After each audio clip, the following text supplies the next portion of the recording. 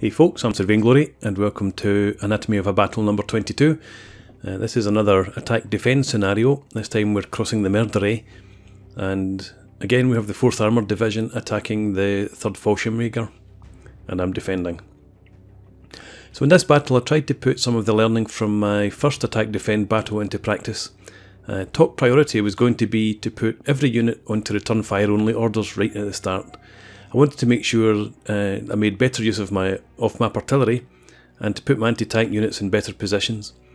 I wanted to get multiple units able to target key points at relatively close range from positions that weren't vulnerable to the long-range machine gun fire, because that was one of the key weaknesses in my first battle.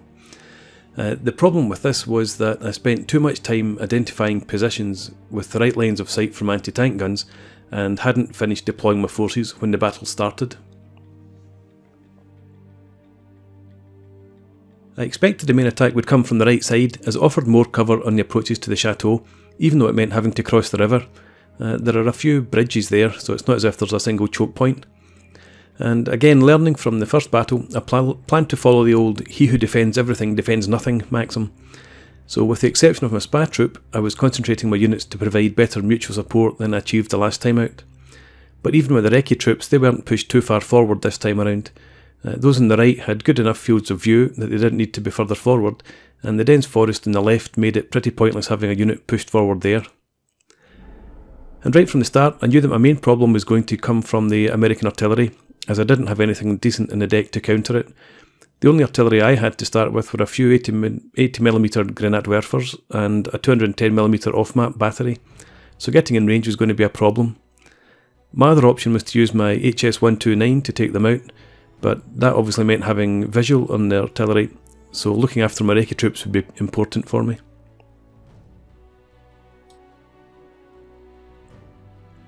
So the battle starts with me only partially prepared. I think I was so focused on deploying my troops that I only realised we'd started when the air raid siren went off. The American brought in an F5A Lightning recon plane, but fortunately he kept it back out of range of my anti-aircraft guns, and they didn't reveal their positions, at least to start with. I was still absorbed with spending my remaining resource points and deciding where I needed to send the last of my troops. I was obviously lacking infantry and ended up rushing some forward. So I'd forgotten, or I hadn't got round at this point, to putting on the no fire orders.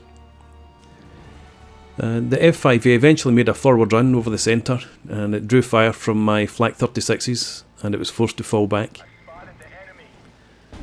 He didn't really spot anything apart from the anti-aircraft guns, but that did prompt me to set the return fire only orders for everyone.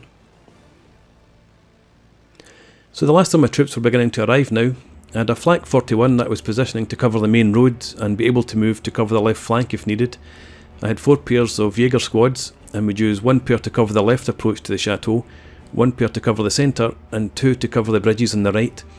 I also called in a couple of Führer sections, 1 for the left and 1 for the centre right, and 3 Flammenwerfer sections, and it was now that I realised I'd been lucky that I hadn't set no fire orders on my Flak 36s, because the F5A, having to repair before it could return, let me bring these troops in while the American reconnaissance was grounded. The reconnaissance plane returned as the last few units were still moving into position. I wasn't too concerned about his recce for now, as it looked like most of my units were concealed, with the exception of some of the anti-aircraft guns, but my main concern was my artillery spotter. So I moved that around, initially trying to find some overhead cover for it, and then just repositioning it every so often to avoid possible artillery fire. After about 5 minutes I finally had my units just about where I wanted them. For the most part my anti-tank units were positioned such that they weren't vulnerable to ranged fire from American machine guns like in the Orchard, and I tried to set up kill zones where enemy vehicles would be in range of infantry anti-tank weapons before the packs opened up on them. I risked a couple of clusters of units that were vulnerable to artillery fire, one in the orchard to the left of the Chateau and the other in the inverted L-shaped forest to the right, but the plan was for them to disperse after their first attack on the enemy and before artillery could be brought in on them. One thing that I didn't notice was that my Flak 41 on the main road on the left wasn't concealed. Fortunately that didn't turn out to be a problem for me. Over on the right, I'd sighted a few isolated units off in the distance moving along the diagonal road from the right rear towards the centre of the map, and then an LMG rifle squad appeared almost on top of my spy troop. I was able to order them to fall back through the trees before they were spotted though.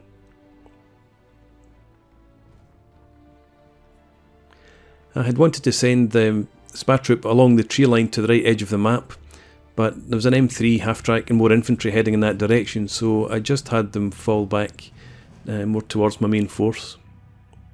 The advance on the right was quickly followed by a number of American units being observed across the map, and it looked like the game might finally be afoot. There was pretty limited movement on the left flank, so it did look like the main push would come from the right as expected. Back on the right, my spy troop eventually had to cross open ground as they withdrew, and they were spotted, but not by anything that could engage them, and they made it into cover before the M3s could open up with their machine guns. My spy troop over on the left were watching a leader section and an engineer squad advancing from the forest, and again I withdrew the recce troops back into cover to avoid them being detected, so they stayed in that forest. With the main threat looking like it would come from the right, I decided to reposition my Flak 41 to the forest on the other side of the road, where it would be able to engage anything that made it past the forests, and I moved my Pak 38 out of the orchard on the left and sent it over to support the right too. So again, fortunately we were able to do that without reconnaissance aircraft around. The spy troop on the right were still in the move, and I planned to send them down through the forests and then out to the forest by the crossroads. They were spotted as they moved and fired on by an M3, but they managed to avoid being pinned and got into the forest.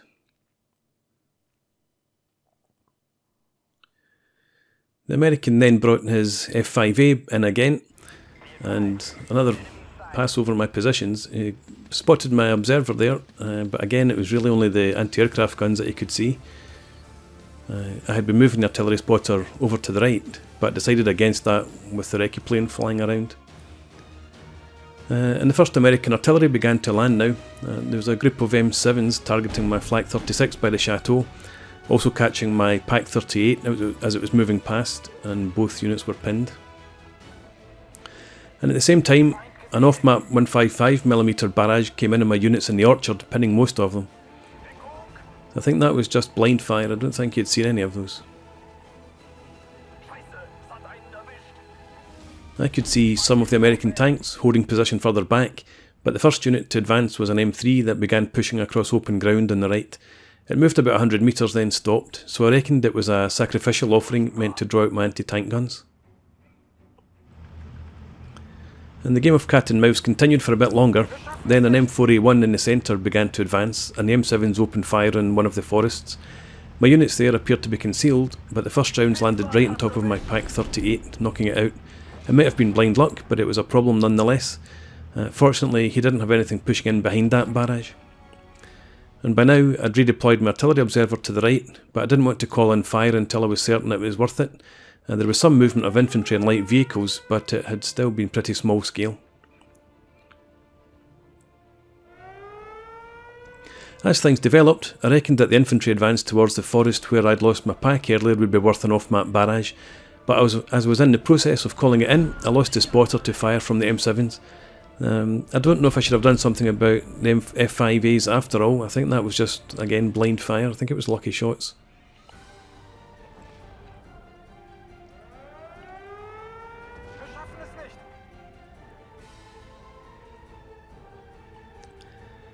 The half-tracks and infantry then began pushing forward again, and the M7s resumed fire in the forest. I also caught glimpses of tanks pushing down the right flank where I was bringing in infantry reinforcements. Fortunately my reinforcements avoided being fired on and took the side road through the town. And with the rest of my Phase B reinforcements arriving now, as well as the two squads that had come in the road on the right, I had another 4 Jaeger squads, an MG34 and an MG42 and a couple of LG42s, as well as having queued up 4 ME109s. I had decided to do something about the F5As before they totally ruined my day, so I brought in all 4 Messerschmitts to make sure I got the American planes, but the anti-aircraft fire they drew from machine guns was intense, and I ended up losing 2 of my fighters without getting near the American planes. Over on the left, I once again hadn't noticed that despite having moved under the cover of trees, my Flak 41 still wasn't in a concealed position. and the M7s now targeted it, catching the LG-42s as they arrived. I ended up losing the Flak 41 and also one of the LG-42s.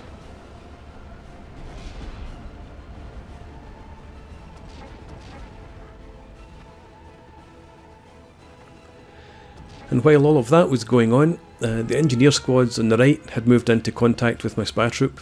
They were supported by fire from the tanks, and my unit quickly surrendered. So, not the best. And I had forgotten about my plan to redeploy my other SPA troop section further to the right, and it was still sitting in the other forest. An engineer squad approached them and engaged, and I began pulling my SPA troop back, but an engineer's satchel charge took them out. You can see one of my Messerschmitts going down in the background there. The other engineers continued to advance and encountered my Jaeger squad. My Jaeger were still partially suppressed from the M7 barrage, and the two vehicles nearby provided support and fire from their machine guns, and the Jaeger squad were quickly pinned down. So I decided that I would start moving my Flammenwerfer to get into contact with the engineer squad further to the left, and also pulled another Jaeger squad from the centre over towards the right, but my pinned Jaeger squad surrendered, leaving my Flammenwerfer vulnerable. But my other Jaeger squad got into range, got visual on the Americans and engaged them, and the Flammenwerfer also got into contact, and they were able to pin down the Americans, but I decided to pull the Flammenwerfer back to try and keep it alive rather than go for surrender. And further to the right, a cavalry scout section appeared and was fired on by my Jaeger, and it was pinned and went to ground. So overall, you can see the position that I'm in, heavily defending to the right, a bit more sparse on the left, but the attack does seem to be coming from the right hand side, as predicted. So the next thing was an M3 emerging from between the forests and moving up the road a short way. I still had my anti-tank guns on return fire orders, so it didn't provoke any shots from the packs. But I'd been sending a Jaeger squad across the road into the other forest, and that was fired on by the half-track and pinned down. You can see more half-track and a WC-52, I think, moving up now. So a bit more movement from Americans, and he brought in fire from his self-propelled artillery on my units that had engaged as scouts. And everything in there was pinned down. And I'd forgotten to give my newly arrived infantry return fire only orders, so when the WC-52 appeared behind the half-track, my Jaeger fired on it with her light machine gun, drawing fire from both vehicles. We were able to destroy the WC-52 though. I ordered my Panzerabwehr to the right of the road to move up and attack the half-track, and it managed to hit the M3 but only broke its tracks. And I wanted to avoid my guys being pinned, so I ordered them to fall back and had another unit take out the M3 instead. And then I had a bit of a problem, as the engineer squad advanced on my two Jaeger squads that had been pinned by the artillery fire. One squad recovered morale just as engineers drew near, and immediately suppressed and surrendered. And the engineers pushed right on and forced the other Jaeger squad also to surrender. So that was a significant portion of my defenders there undone at once. And there's more fire from the M7s beginning to come in, and fortunately this time it seemed to fall mostly in between the forests, but it still managed to suppress a Pak 38 and my Panzerabwehr.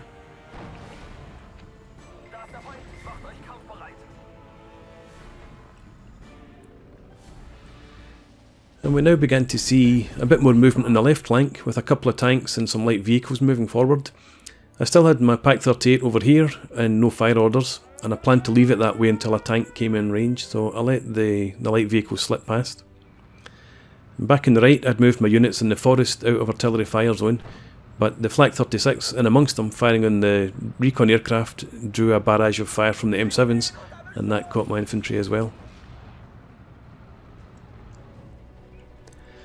So more American armour was spotted moving forward on the right flank, so it appeared that he was trying to work either round my attack, round the flank to attack my unprotected rear, or he was going to try and cut off the reinforcement routes. Over in the left flank, an M4A1 began to move closer and suddenly opened up on my Pak 38. Again, I thought it was still concealed, but obviously not. And a couple of M8 recce vehicles also appeared, moving down the flank and firing on the Pak. And the gun managed to get a shot off at the Sherman, but it was then pinned. So I don't know if the M8s spotted the Pak. And in the centre there had been some signs of movement. Then an off-map barrage landed in one of the forests, killing my Flammenwerfer section and pinning a Jaeger squad and a Pak 38. So his artillery once again was pain in my backside. An M4A1 appeared and engaged my Flak 36 by the Chateau, and the M7s switched target to the orchard on the left. I sent my Jaeger squad in the forest to attack the Sherman. It was spotted by an engineer squad, but it was still able to take out the tank while under fire.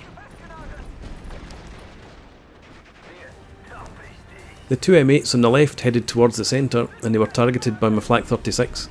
Unfortunately, both of them managed to get into cover unscathed. So he's working his way around both the left and the right flanks.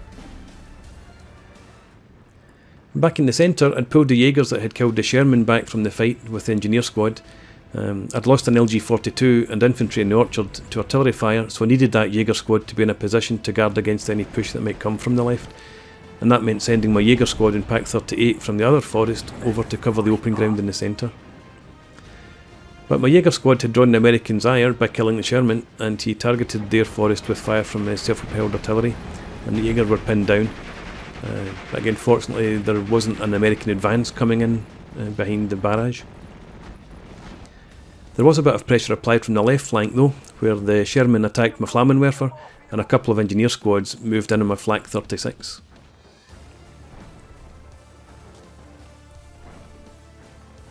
And things also started moving again on the right flank, where an LMG rifle squad and a Hellcat began to move in with a Sherman sitting in overwatch. My Jaegers in the forest fired on the rifle squad when it got into range, pinning it down, but the Sherman and Hellcat started laying down MG fire on them and pinned the squads as I tried to pull them back into cover.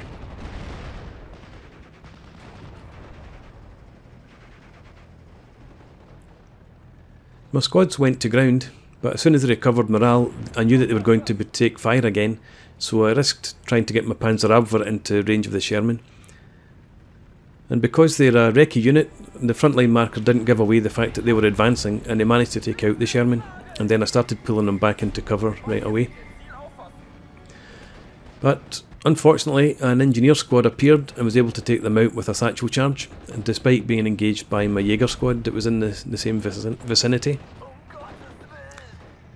And as expected, when the Jaegers recovered morale down in the forest to the south, the light machine gun rifles and Hellcat opened up on them again, and they were pinned and once again went to ground. On the left, things escalated when the Sherman moved closer again, and also an off-map barrage came in the forest where my MG42 was sighted.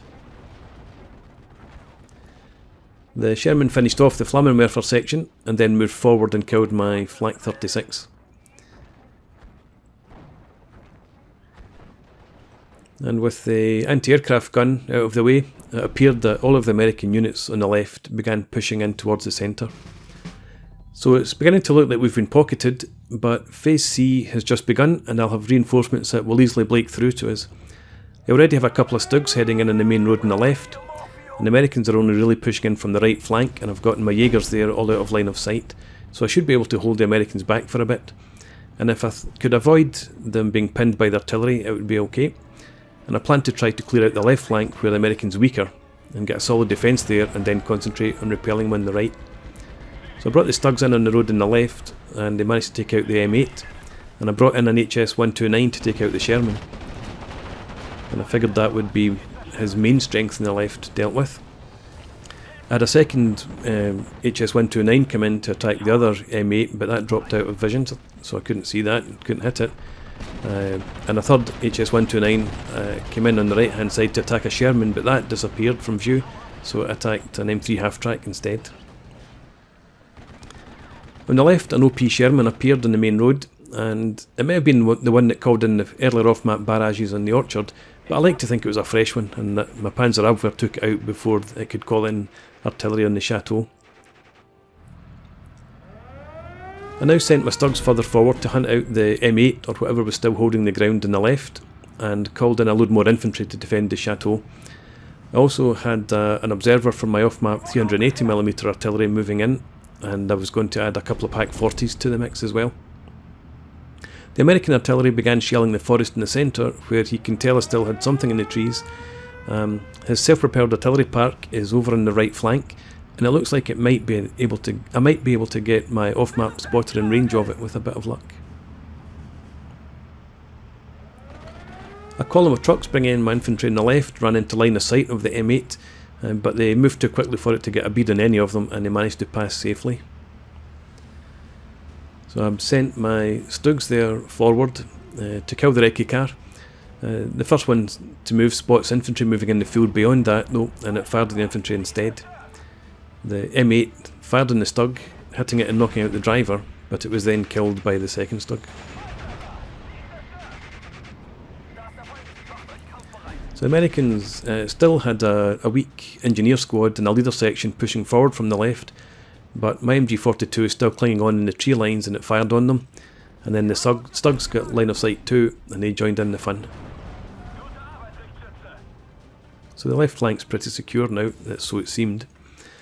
It turned out the American artillery park was on the very edge of my spotter's range, so a barrage duly fell. I think American infantry reinforcements had just arrived in the vicinity as well, and might have been caught in the barrage, but at best it only managed to suppress his artillery. I don't think I damaged anything, but it probably still bought me a wee bit of time. And while the barrage fell, more American reinforcements were coming in. There was a group of Hellcats appeared on the left and fired on my MG42, and 3 half-tracks drove into the open ground in the centre. The Hellcats took out the MG42, then fired on my Pak 40. It returned fire, hitting a Hellcat, and 2 of them fell back. But the 2 that could still fire, fired on my Pak 40 and managed to suppress it. And with that done, the Hellcats started pushing forward again.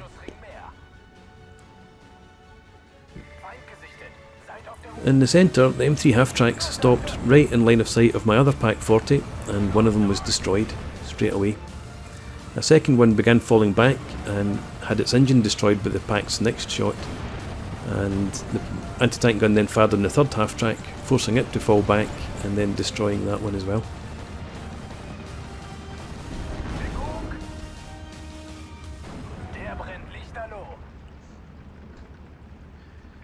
But on the downside, a third Pak that had been transporting in on the right took the road that ran right into the tank's line of sight, and it was ambushed. There was also still the remains of an infantry squad in the trees, and their fire, combined with the tanks, managed to suppress my Pak before it could fire back. So I sent my Jaeger squads in the forest down to try to provide support, but the Pak was destroyed before they got there, and when they arrived, one engaged a light machine gun rifle squad, and they managed to pin it down. And I decided to try and send my other squad in the forest forward to see if I could get eyes on the artillery or any other units that I could call in a barrage on. Over on the left, the 2 Hellcats came out from behind the forest and fired on the units by the Chateau. They then moved further forward into line of sight of my Stugs and the Pak 40. One of the Stugs hit a Hellcat and bailed out the crew, and then the Pak managed to destroy the vehicle. But the second Hellcat pulled back into cover again, and another one pushed forward from further back, so I decided it was time to reposition my Pak to avoid potential artillery fire, and moved it across the road into the orchard. I called in another HS-129 to take out the Sherman that was covering the road on the right, but then the American artillery began firing in the southern forest from a position further back than they'd been in before, and it looked like there were only 2 units firing now though, which was a bit of a plus. In the centre, an infantry push was now underway, but I had plenty of units in hand to counter it, and Americans were pinned in the forest. The American recce planes came back in, and as I'd spent the points on 2-star ME-109s, I decided I might as well use them. They did manage to take down one F5A, but again the machine gun fire was so intense that they both fell back. On the ground I'd called in an off-map barrage to hit what looked like to be the main American push. I was still holding on okay, and I reckoned that if I took care of my Stugs I should be fine. I decided to leave them covering the left flank and position my Pak 40 to cover any potential armoured push along the main road to the right.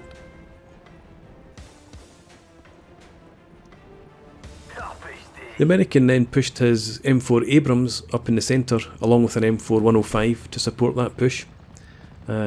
It fired on the Jaeger and the Chateau as it approached, and then it targeted my Pak 40, suppressing it. My barrage then came in on that forest there, and it seemed to take out some of the infantry. But at the same time, an American artillery landed in my positions, taking out the MG42 and more importantly destroying my observer. So I think 2 pieces of luck there for the American, managing to take out both of my observers. You see I brought in an HS-129 in the centre there, and it was able to take out the Abrams. And it now seemed pretty clear that the American wasn't going to be pushing from the left in any strength, and I was losing too many units to defend the right, so I started withdrawing my units from the left to support the centre. But one of my Stugs moved through the orchard, the other one decided it was better to go by road, and it drove right into line of sight of the 3 Hellcats over on the left flank, and also that of the Sherman in the centre. It managed to survive a few hits and a few near misses, but it was forced to fall back.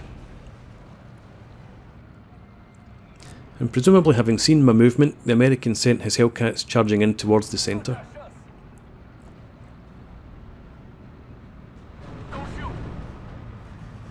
My infantry had now pushed through the forest, and it was forced an American squad in there to surrender. And they were then in range of the Sherman, and they managed to destroy that. But the ever-present American artillery came in on that forest, and it pinned my units in there down. I suppose I should be grateful that they weren't all destroyed every time the artillery came in. I had decided to call in an HS-129 to hit the Hellcats over on the left flank, and it managed to destroy one. But once again, the machine gun fire was enough to send it off the map after a single attack run. Over on the right, a couple of M3s started moving in, and the artillery began to come in the forest they'd have to pass. Fortunately, it fell slightly behind my Jaeger's position, but it still prevented me from moving them in to attack the half-tracks.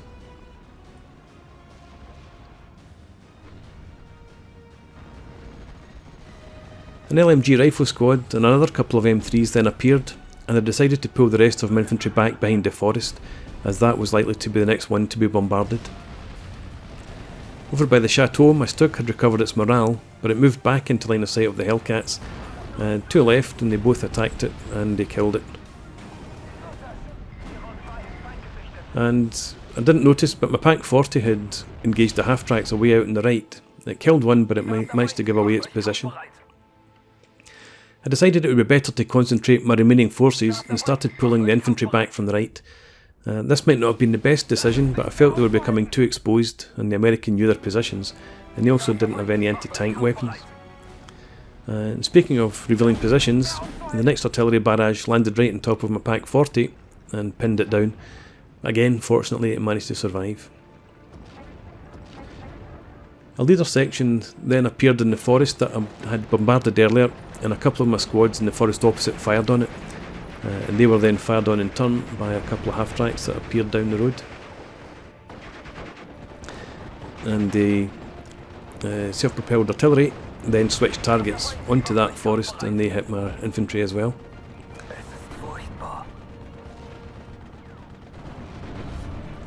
Over on the right, the remains of the Jaeger squad had been trying to pull back, ended up being surrounded by American infantry, and it was eliminated.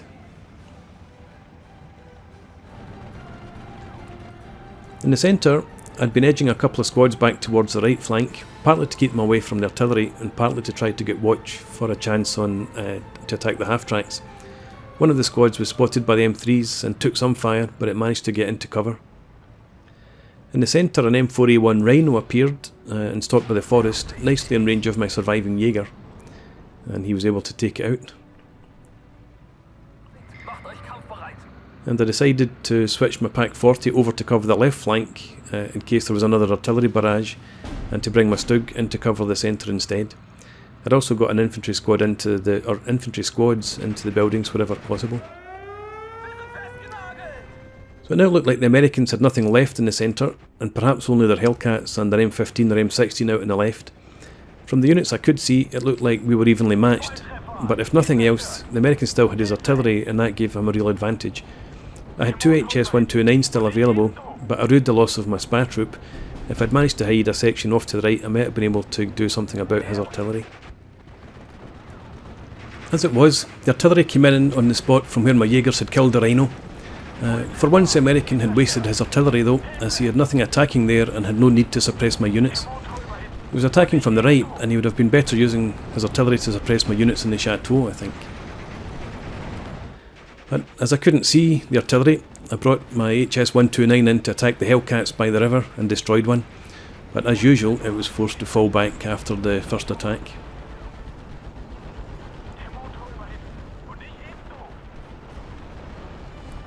The amount of fire that American vehicles can put up on aircraft is quite amazing. A couple of rifle squads then emerged from the forest on the right and were engaged by the 2 men left from one of my Jaeger squads, and they were quickly finished off.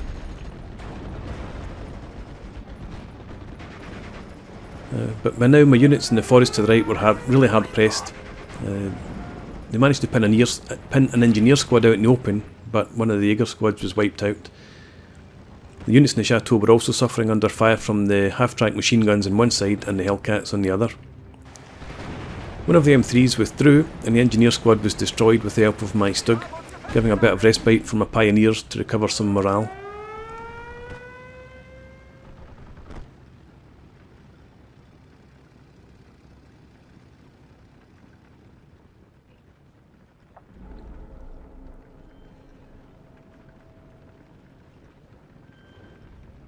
Then the artillery opened up again, targeting the forest where the Jaegers that had dodged the last barrage had moved to.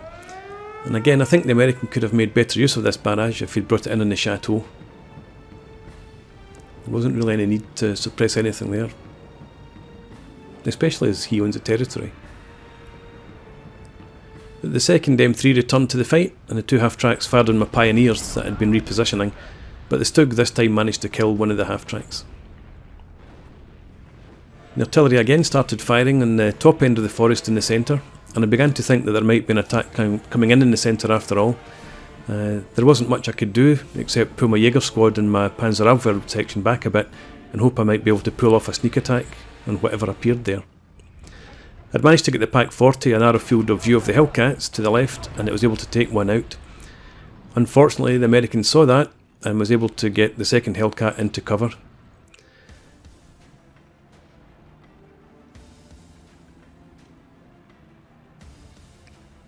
His M15 then engaged the Pak 40, but the Pak returned fire and took the anti-aircraft unit out with one shot. And I got a glimmer of hope when I got the message about having 80% of the destruction points I needed for victory, but that died when I saw I needed another 500 odd points. And the American artillery resumed firing again, this time on my STUG's position, and forced it to fall back. And again I thought that he could have done better targeting my infantry with that, but he'd sent 2 Hellcats along the road on the right, and they popped out from behind the forest to fire on my retreating STUG. So the artillery flushed out the STUG, and then the Hellcats took a couple of shots, but they did eventually manage to kill it. I had an HS-129 available, so I brought that in to attack the Hellcats. This time it didn't manage to get a kill, but it did manage to suppress both of them. I'd hoped that the anti-aircraft fire wouldn't have been so heavy this time since Hellcats were so far forward, but the plane was still forced to evacuate after a single attack run. And the artillery began firing where I'd have expected it for the last few minutes, and it pinned my remaining pioneers in that forest. With the artillery having found new targets, I sent my Panzerabwehr back to cover the open ground in the centre in case an opportunity presented itself. But my defences were getting pretty weak by this point, we still had 4 minutes to go. The M3 over on the right began pushing in towards the Chateau at this time with an infantry squad in support, and the artillery came in, but again it wasn't supporting the attack directly, but targeting my Pak 40. More infantry and half-tracks appeared in what was clearly the final push to take the Chateau. By this point I'd little left in the way of anti-tank capable units, but still had enough to delay the advance. The biggest concern was the return of the 2 Hellcats on the right. Luckily they stopped to engage from long range rather than pushing in close and spraying the buildings with machine gun fire. And that probably turned out to be the deciding factor in the outcome of the battle. The half-tracks and the infantry also had orders to engage my troops as they advanced, so the American units always stopped to wipe out whatever they came across rather than having anything just bypass it and go for the objective. But the news continued to tighten, so I brought in my ME-109 to strafe some of the American infantry that was advancing in the open, and this also caused the Hellcats to stop again while they fired in the plain. Some of the infantry supporting the half-tracks turned out to be very weakened squads that were able to be eliminated despite most of my units being suppressed.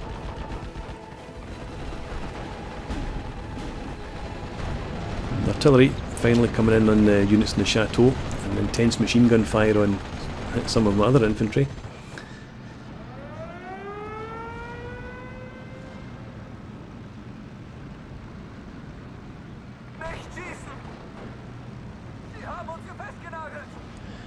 I thought I might as well pull my Pack 40 and the Pioneer squad over to try to do some damage, as taking out the Hellcats might get me a good way towards the 3,000 points I needed for the win. And I was also watching the HS-129 and planned to bring it in as soon as it had reloaded. The M3s had advanced close to the Chateau by now, but having lost their infantry support they were vulnerable to anti-tank fire, and we managed to take one out. My Pack 40 then reached the edge of the forest and fired on an LMG rifle squad. The rest of the infantry returned fire and wiped out the gun crew, but another half-track was then destroyed.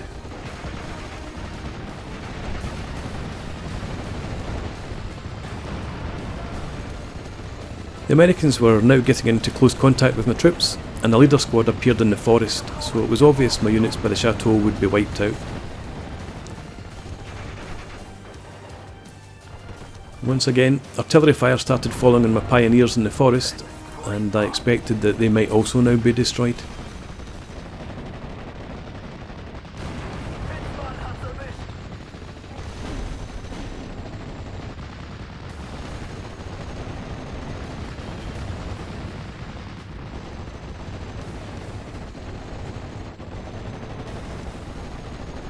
The leader squad eventually pushed into the Chateau and forced my squad there to surrender, and that left me one man who was finished off shortly afterwards. HS-129 reloaded, and I brought it in to hit the Hellcats, but as my last defender in the Chateau was wiped out, I lost visual on the tank destroyers, and the HS-129 attack went in blind. The M3 by the Chateau pushed towards open ground in the centre, so I thought it would be worth trying to pop it with my Panzerabwehr, and they managed the job quite nicely. And I immediately had them run like hell as there was still time for some artillery to fall. So in the neutral view you can see that the Americans had pushed a number of units up the right flank. I'm not really sure why. By that point in Phase C, 20 minutes gone, obviously nothing else was going to come in there, and it would have been better served using them to push hard on the Chateau in the centre.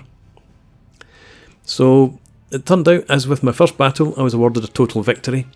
And originally I thought this was a bug since I'd lost the Chateau, but I've since been told that the attacker has to take the objective and hold it for 4 full minutes to get the win. So even though he took the Chateau and I wasn't able to take it back, it still counts as a victory for me because he didn't hold it for 4 minutes. But even having thought that I'd lost both battles, I still really enjoyed them. I really like the attack-defend scenarios, and the next time I intend to try one out as the attacker. So I hope you guys enjoyed this. Please leave me a comment and rate the video, and subscribe to the channel if you enjoy the series, and I hope to see you again next time.